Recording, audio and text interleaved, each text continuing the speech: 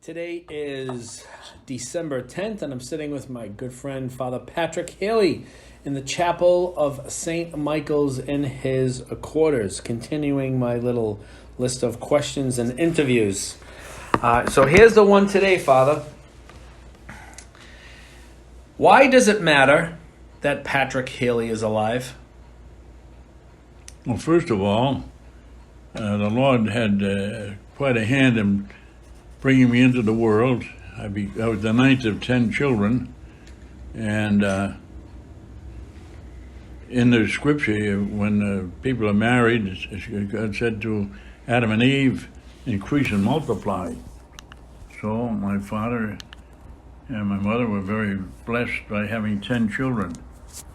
And so it's certainly God's will that I should have been here. And once again, as I say, the motto, the finger of God has been over my head since I was in my mother's womb. And I said I learned everything basically from my mother and father. They're born in Ireland. My father went to the Christian Brothers in Limerick, in Adair, a little town. Said I've been over there, I've said Mass there, and they have a memorial to my father in the school. And each Christmas, members of the family contribute over there, and they have the Patrick Healy Senior picture up, and the kids all know about my father and about his family. And so even as my father and my mother kept Ireland alive in our lives by all of the stories they told us and about the faith that they had, so also over there they all remember my father in the St. Joseph's School in Adair. So again, I've had many opportunities to really extend to people who needed help, and I really felt myself a messenger of the Lord and listening to them. And having taught in the seminary myself, I used to stress to the young seminarians, it doesn't matter how smart you are, the big thing is availability. If the priest is available, then many wonderful things can happen. And of course, the curé of Ars is a good example of that.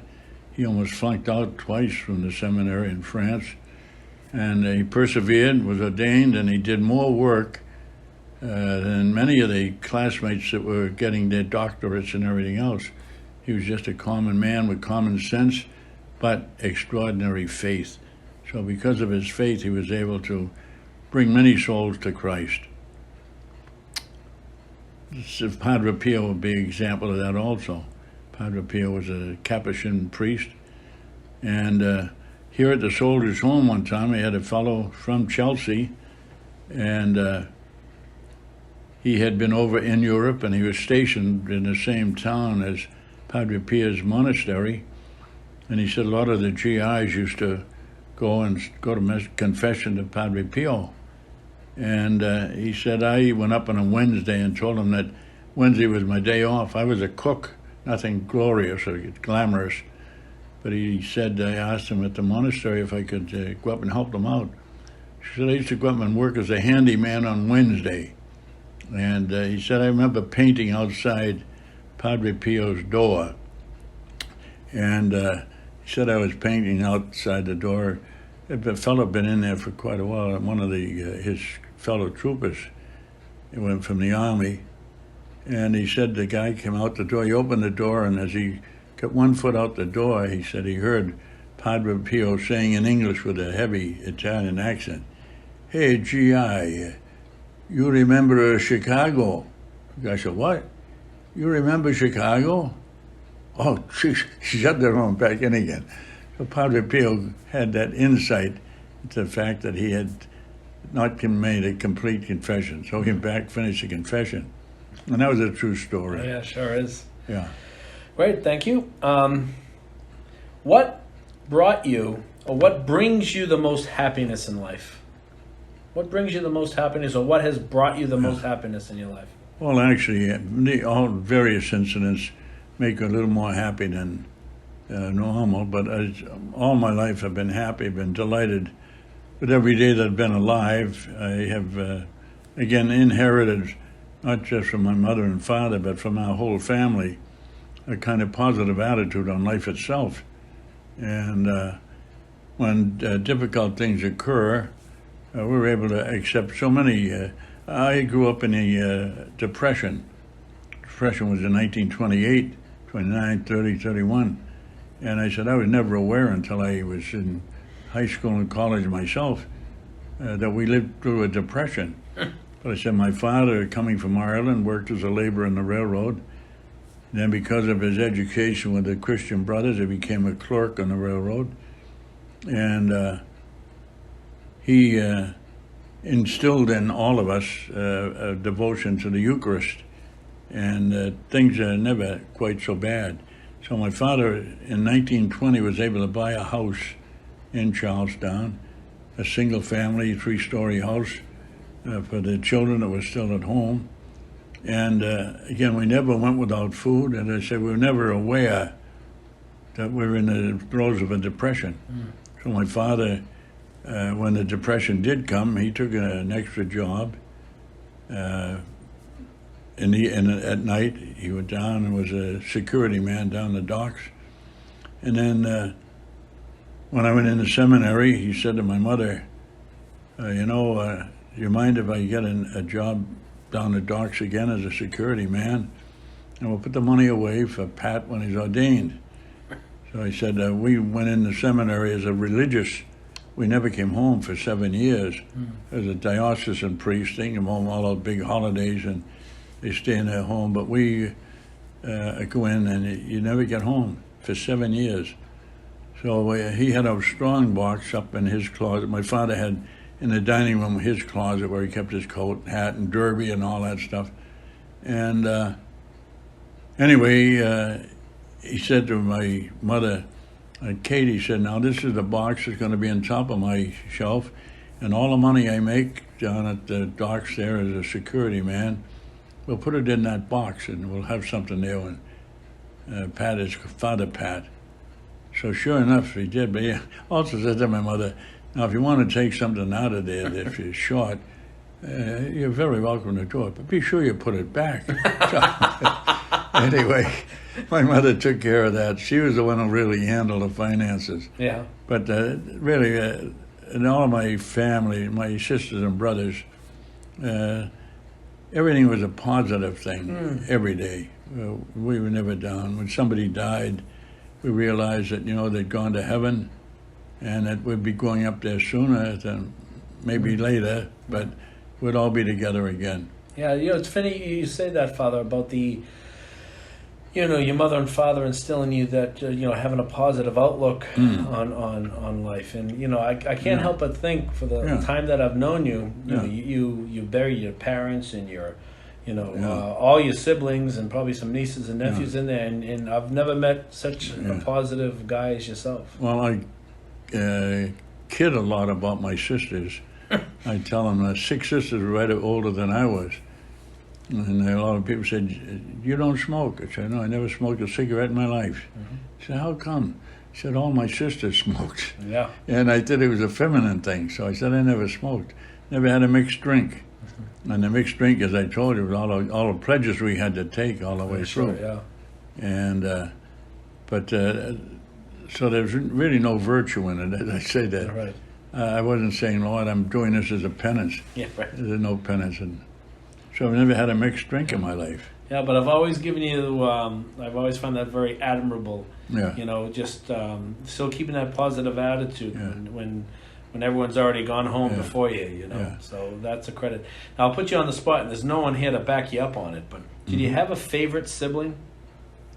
Well, I'm sure you loved all your brothers and sisters, but there was one or two that you just connected with better than the other? No, one of the things I learned from my mother, especially my mother, my father too, but my mother, was that each one of us, the 10 of us, a boy and a girl died young, so there were 8 of us, but she had a special spot for each one of us. We thought that we were kind of the favorites. That's great. But I had a sister, Helen. She's in the middle, and Helen, 2 older than her and then 2 younger with growing up, and she actually studied at Mount Auburn Hospital for nursing, but she was a used to wear big hats and babushkas and everything.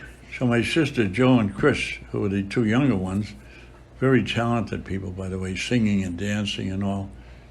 But they would say, Helen, geez, you're not going out with that hat on, you know. And Helen my mother would be sitting down, kind of eyeing them all as they're saying it, and Helen would start crying. So she'd go and say, Ma, they're making fun of my hat. So she said, that's all right, Helen, that looks very beautiful on you. So she'd go out, and she'd say they called Chris and Joe over, and she'd say, look, Helen had problem with her thyroid. And she said, that makes her kind of emotional. She's taking medicine for it. So just understand that she's different than you are, you know? And try to be a little more positive to her. They weren't. They tell her everything. That's great. And then when my brother Dan, he went in the Marines, he was the baby. And my mother would be out in the kitchen. I remember saying to myself, I got a big kick out of it. My mother was sweeping the kitchen floor, and she was saying to Dan something about, geez, you know, you were out a little late last night or something. So he went over and got the broom in between and started to dance around the kitchen. Hey, look, Ma, what do you know? She'd start laughing, you know. But every one of us thought that there was something special that my mother had for all of us, and she did. What a good mom. So she was compartmentalized, you know, so she could make you feel that you were the most important person in the world at that moment, you know. Yeah, mothers are such a gift. That's amazing. Yeah. You know, especially with having the 10 of you and making you all feel the same way. And my father, for example, when I was going to the senior prom, I'd say I was going not to my own prom, but my sisters all with their siblings. If any of their girlfriends were jilted or they couldn't get someone for the thing, they'd say to my mother, make him go to the prom with Eileen Sullivan. She's got no one to take her. And my mother said, go to the prom with her. So I'd have to go and wear my father's shoes and my father's black trousers. And but anyway, when I went to my father, it was for the Charlestown High prom, and that was a funny one. That'll be one of the last stories I'll tell you about the prom. I had a girl when we were sophomores. I was a junior, she was a sophomore, Waylon. And I got a note one day from Spinach Kelly. Spinach Kelly? Yeah. He was on Pleasant Street, and he said, you know, Sis Waylon gave me this note to give you. And I said, oh, jeez. I never dated anyone or anything else, but all my sisters, the girls didn't thrill me anyway at all, you know, so... And I got the note, and it said, Pat, you know, so-and-so likes so-and-so, and they go together to dance. We had Friday night dances at St. Mary's, and I'd like to go with you. So I said, oh, geez, what am I going to do about this? I don't want to go with anyone. But anyway, it was her graduation. No, it wasn't. The night before her graduation was the Charlestown High prom, and there was a girl, Peggy Owens, I still remember her name. She lived right near the baseball field down the Oily, down near the Navy Yard. And there were a bunch of girls that used to hang around together by the Bond Bread at Hay Square. And we get down at night, our crowd. And two of the girls there used to do their French homework. I was a year ahead of them in school, under the light there when it was summertime. And while school was still in session. So they said, you know, Peggy Owens got no one to go to the prom with her. And she doesn't know anyone. She's very shy, you know. Would you go with her? I said, yeah. So anyway, I went to the prom with Peggy Owens, but I didn't go with the girl I wanted to go with. Yeah, right. Yeah. So anyway, that prom, I think we used 2 words, hello when we met. And goodbye. And I went with a kid that was a catcher with me in high school from Alston. He had the car, that's how we went. Right. That was Peggy Owens. So who should be taking the clothes with the prom night but this Sis Whalen. So she hid our clothes. Yeah, to look all over for them at the end. We down at Revere Beach at the end of it, all the guys together going to the roller coaster. That was where we spent the night. And then one other time, though, I went with another girl to a prom, Charlestown High Prom. And my buddy who owned a car in Alston, he went with Mary McLaughlin. So he picked me up, and then we picked up, I guess went to the prom then with Whalen, Sis Whalen. But we had to go and pick up Mary, was it Packy McLaughlin? There's no relation, but she was a McLaughlin. Oh, sure. So when he went up, when he had to see the mother and father, and they said how beautiful, they're all from Ireland, they're from Donegal, the north.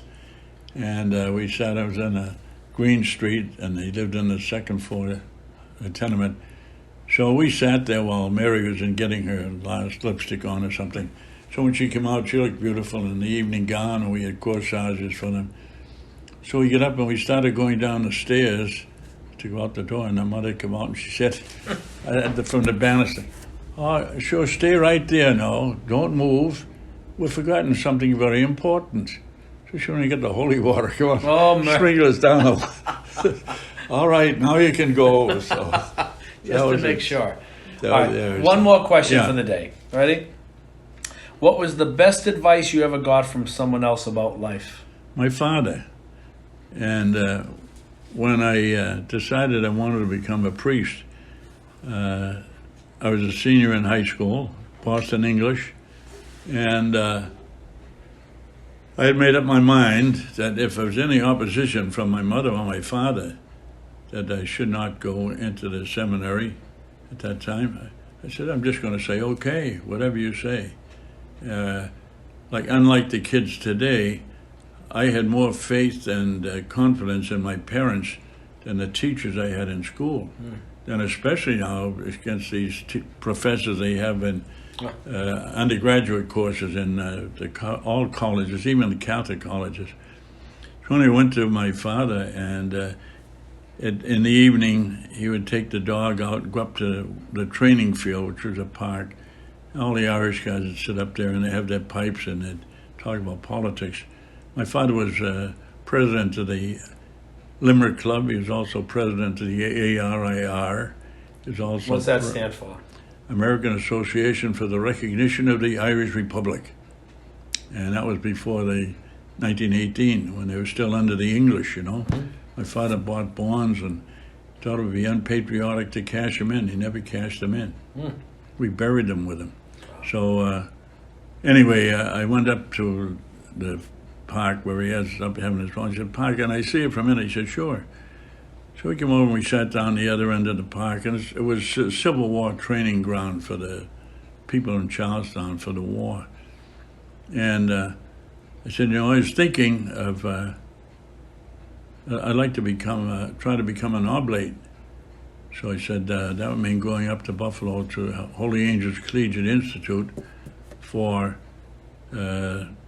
college, 2 years of college, and then you went into seminary. So my brother Jim had gone. He was born in 1905. He stayed there 2 years and came out. So my father said, and all his friends used to come over the house. That's what got me into the Oblates. And the guy next door, Joe Moynihan, he became an Oblate. So my father said, he said, I think it's a grand idea. He said, but there's only one thing that I'd ask you. He said, if you're looking for my blessing and consent, he said, you can do what you want yourself. I wouldn't interfere. But he said, if you want my blessing, then I give you my blessing on the condition that you promise you'll stay more than 2 weeks. That you'll stay for a year at least. And at the end of the year, you want to come out? He said, we'll get you into BC. So that was the best advice I ever had. And I went up there, and at the end of 2 weeks, I was ready to come home. It was terrible. But I remember what I said to my father. So that was always, and then other things too. I worked on the railroad as a Gandhi dancer, as I told you once before. You know the Gandhi dancer, right? I do now. Yeah. And also, I got through my brother Jim, who was a civil engineer now on the railroad. I got a job at the A House, which is at the end of Prison Point Bridge, which is where Punk Hill Community College is. It used to be the prison, state prison. So I went over there on freight handling on Saturdays, and my brother, Jim's brother-in-law, was in charge of that whole setup. He said, would you put my brother to work? And I was 16 at the time. So he said, sure. His name was John O'Brien, and he went to Mass every day. A very religious guy. He was married and had 2 kids himself, 3 kids. So anyway, I was working there, and for some reason or other, my father didn't know it. We just went to my brother Jim's, and I went down. I was working Saturdays. So one day he called me in. He said to me, I understand you're down at the A House. I said, yeah. I thought you knew, Pa. He said, no, I didn't know. But he said, I'd like you to leave there. He said, when I come out from Ireland, he said, I worked on in the freight handling section, and I used a 2-wheeler and all. He said, there might be a lot of Irishmen working down there with a brogue, but he said, they're very wily, some of them. And he said, you get a big roll barrel loaded with flour or something. And he said, they know how to use the weight. The weight handles it themselves. But he says, you're too green to know that. So he said, you throw your back out, you'll be no good for the rest of your life. So he said, I just assumed you didn't work on it. I said, it's okay with me, Pa. So I quit. There you go. So that was good advice, too. And, but I could go to him anytime, and he never interfered much with my mother in the sense of, if she said something, he'd back her up, But it was all available, and handed his paycheck in to my mother. They get paid. They used to work Saturday mornings. You don't remember those days? No, I don't remember those. That was part of their work. And there was no union at the time. When I worked on the railroad, all of the men in my crew, my brother Jim made sure I was in an Irish crew. And the foreman was from Donegal, too. A lot of them, Cork and Donegal, live in Charlestown. So anyway, his name was Tom Hoy. And anyways, my brother Jim said, keep an eye on my brother. I don't want to get hurt working with all those guys. He wanted to put me with the engineers, and I wanted to build up my body for football. Sure. So he said, if you want to work, I'll put it in there. So we worked down in the Mystic Docks and the Hoosick Docks in Charlestown. And this Holy, on a holy day of obligation, would have been August the 15th. We all come in. There was a Pat Powers, who was the oldest guy on the crew, and he smoked a clay pipe. He'd be into work at 6 o'clock. We had to be at work at 7. So he'd be sitting there when you'd come in at around all the rails and tracks and all. And Hoy would come over, and he wore a holy name pin on his denim jersey. And he'd come in and he said, now I hope all you guys get up there to Mass. And Pat Powers would be sitting there with, in the name of God, Tom Hoy, how could we get up there to go to Mass when I had to be here at work at 7? He said, you could have been up at Mass at 6. You were sitting here smoking that stupid pipe. So he said, you didn't get to Mass? No. I said, I'm going to dock you 1 hour's pay, and I want you up there to St. Francis of Sales there for the thing. So another time, one of the fellows, when we had lifted a 1,500-pound rail, I put a foot off there, and then you get tongs and pull the old ties out, and then you put in crushed stone, put in a new tie, all creosoted, and the rail jack was about that high, and you used a straight bar to pump it up, and the thing slipped, and there was a thunderous thing, 1,500 pounds went down, and some guy, oh Christ! So Tom went, what did you say? He said, what do you mean, what did I say? He said, I thought you took the name of the Lord in vain. Do you see that pin there? That's the holy name pin. Oh, any more of that stuff, and you're off this crew. We're not having anything like that around. Those days He are said, gone. you should have been saying thank you to the Lord, so nobody lost an ankle or a foot under that stupid rail. Yeah. So, great advice from your dad. Many great advices from your dad. It Yeah. seems, yeah. that's right. Awesome.